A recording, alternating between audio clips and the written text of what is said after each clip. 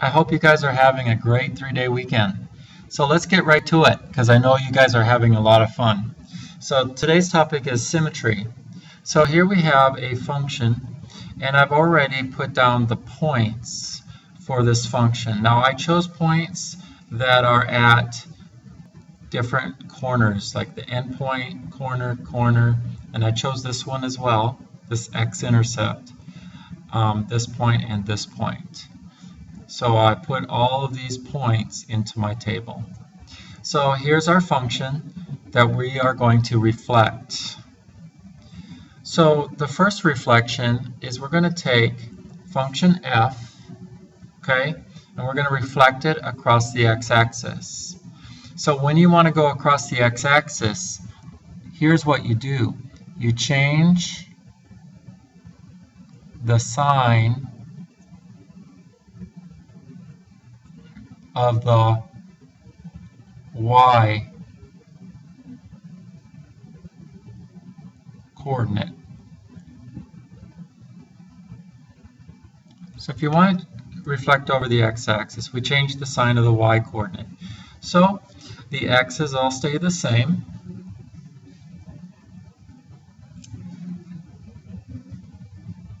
And we change the sign of our y coordinates.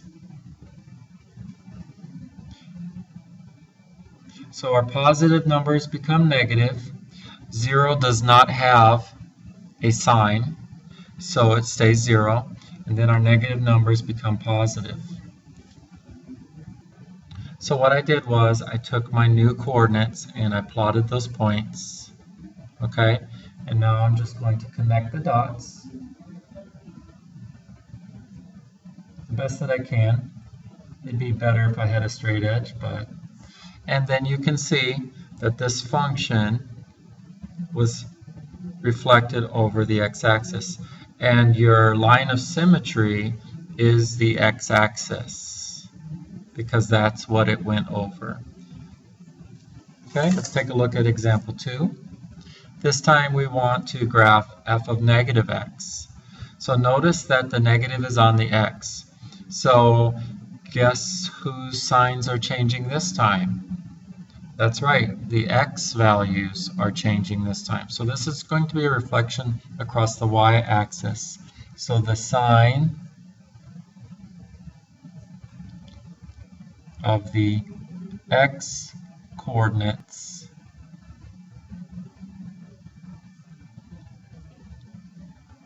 change. Okay, so remember, we are affecting function f, which was our original function, and we are changing the sign of the x coordinates. So let's do that. So now if you'll compare my new x values to the original, the signs have all changed. The negatives became positives, the positives became negatives. So now let's go ahead and graph our new coordinates. Okay, so that's our graph. So let's see. Take a look of the original. So notice it's going to get reflected over the y-axis. So this portion here will be over here. This portion here will be over here. And that's what we have. Okay, graph the reflection of f of x across the origin.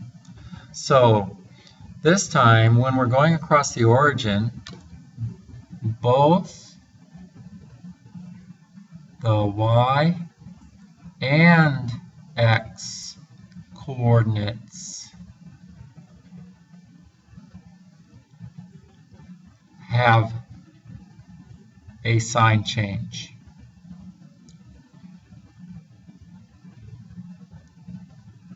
Okay, both of them have a sign change. So our x will change signs and our y's will all change signs. So as you can see, if you look at the table, you compare it to the original function, the x and the y coordinates all change signs. Okay, and then we will plot the points over here. Okay, let's take a look at number 4. Graph the reflection of f of x across the line y equals x. Well, the line y equals x, remember, is the parent line for linear, and it goes, y equals x goes like this. I should have made it a dashed line. Lines of symmetry are dashed. Okay? So, in order to reflect across this line, what we do is we switch the x and y coordinates. Okay, so going back to the original function, we switch the x and the y coordinates. So negative 6, 7 becomes 7, negative 6. Okay, negative 4, 1 becomes 1, negative 4.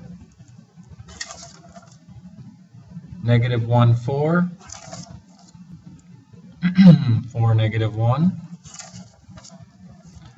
2, 0 becomes 0, 2. And I'll let you do the last two. Okay? And then we will plot these points on this graph. So if you would please finish plotting these points and finish plotting these points for Tuesday. I hope you guys are having a great weekend. See you on Tuesday.